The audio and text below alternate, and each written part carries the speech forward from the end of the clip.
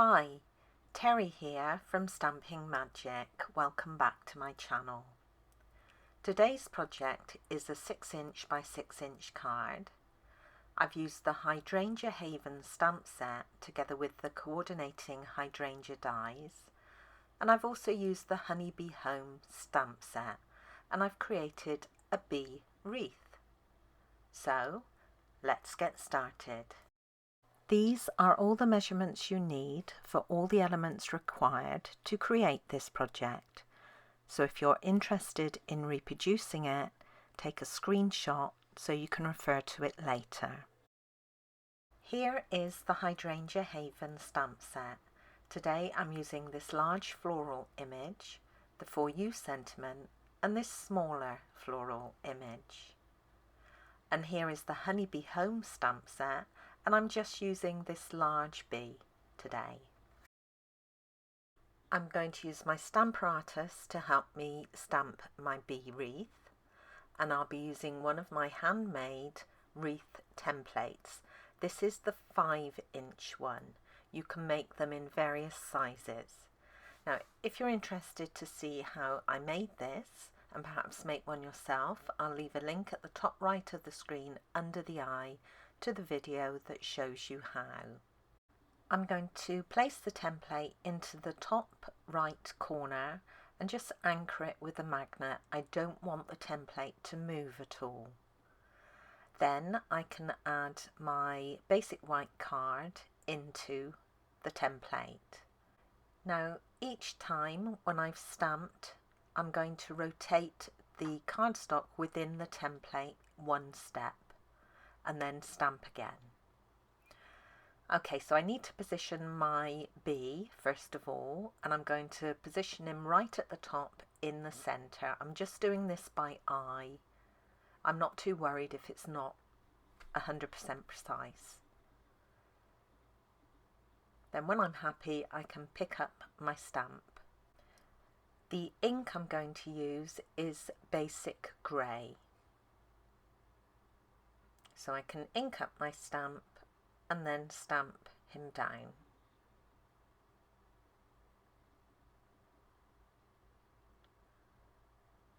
Then I can rotate my card to the next point, ink up my stamp again, and stamp him down. Now I'm going to do this for each point on the template. There are a total of 8.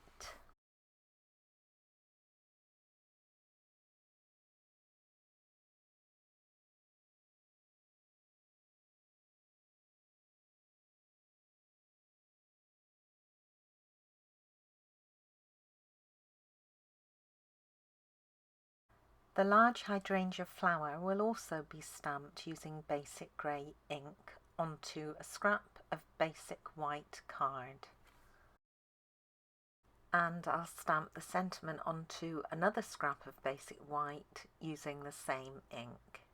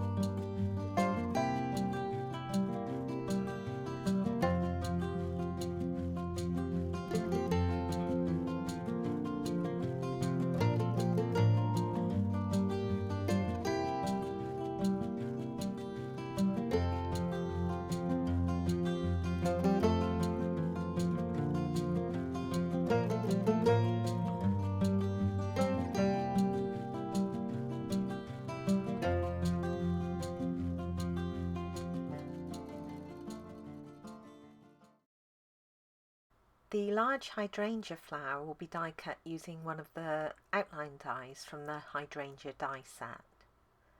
I'm also going to use the little tag die to die cut the sentiment. And when you do this, you want to make sure that the words are towards the bottom. Now I've used this strip die to die cut all of the 9 little flowers, and they die cut all in one go. I've gone ahead and die cut a Highland Heather scallop circle and a plain white circle. Now I use dies from the layering circle die set to do this, and it's the largest plain circle and the largest scallop circle. I've now coloured all the bees on my bee wreath, and I've also done the inside mat. I've stamped a bee in each of the bottom corners and then coloured them in exactly the same way as I did for the bees on the wreath. I'm going to add some colour to each of the tiny flowers, and I'm using my dark Highland Heather pen, my blends marker, to do this. So I'm colouring the centre and then I'm going up about halfway on each of the petals. I've added the flowers onto a foam mat and I'm now going to shape them. I'm using a ball tool to do this, and this is a cake decorating tool. They're very easy to get hold of. I'm pressing into the centre of the flower and then just moving in a circular motion to lift the petals upwards. Now the petals will be flattened somewhat when I actually add them to the card, but they will retain a little shape. I want to add some interest by adding texture to the white circle mat, and I'm going to do this by using the stitched greenery die. I also want to add some texture to my bee wreath, and this time I'm using the Time Worn Type 3D embossing folder, and this folder is absolutely gorgeous. Now I'm going to make sure that the bottom edge of my wreath is lined up with the line on my folder, so I know the pattern will be straight. I've also got a length of white baker's twine. Now I think this is now retired, but you can use any twine or thread that you have that will match. I'm going to fold it in half to create a loop at the top, and then I'm going to thread that loop through the hole in the tag, open it up, and then bring the ends over and pull it tight. And this is how the circle looks, and then the bee wreath. Now there is writing embossed with this folder, so you need to make sure you get the wreath up the right way when you make up your card. Ideally you want a piece of 12" by 6" Highland Heather card for your card base. Now if you haven't got any 12" by 12" card that you can cut this from, you can create your own 12 by 6 card base by cutting 2 pieces from your standard card. Now one piece needs to be 6" by 6". The other piece needs to be 6.5" by 6". You want to place it into the Simply Score board with the longest side across the top and score at 6 inches. I'm going to make a slanted cut at the top of the 1/2" tab and at the bottom. Then I can fold on the score line and burnish with a bone folder. These 2 pieces can then be joined together. I'll add glue to the 1/2" tab, and then I can place the other piece on top of it. Now this does leave you with a join on the inside, but most of this will be covered when you add your inside piece. So no one's going to notice it, and even if they do, so what? It's fine.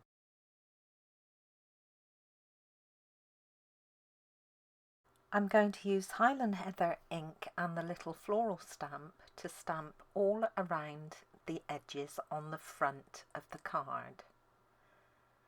So this will just add a very subtle pattern on the exposed edges.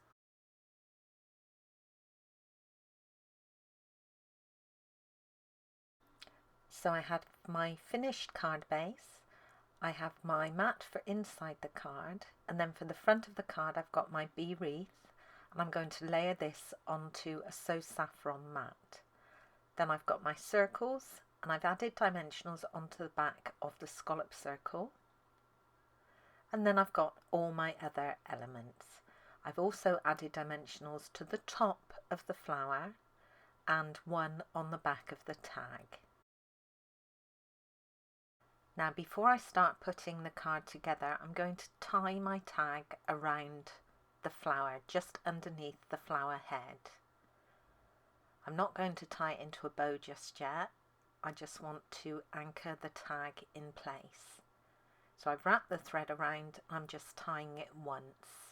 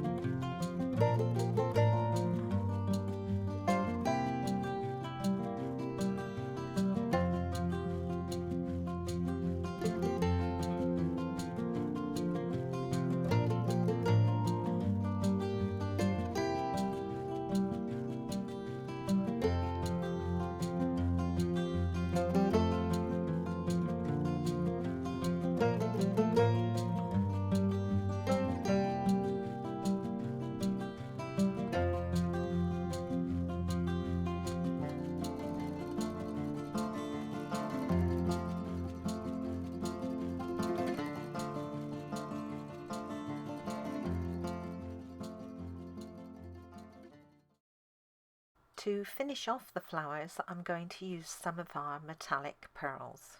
Now you get gold and silver in the same pack, and I'm going to use the gold ones. Now if you haven't got these, then you could more or less use anything that you've got. Rhinestones or normal pearls would look beautiful, or any coloured rhinestones that coordinate.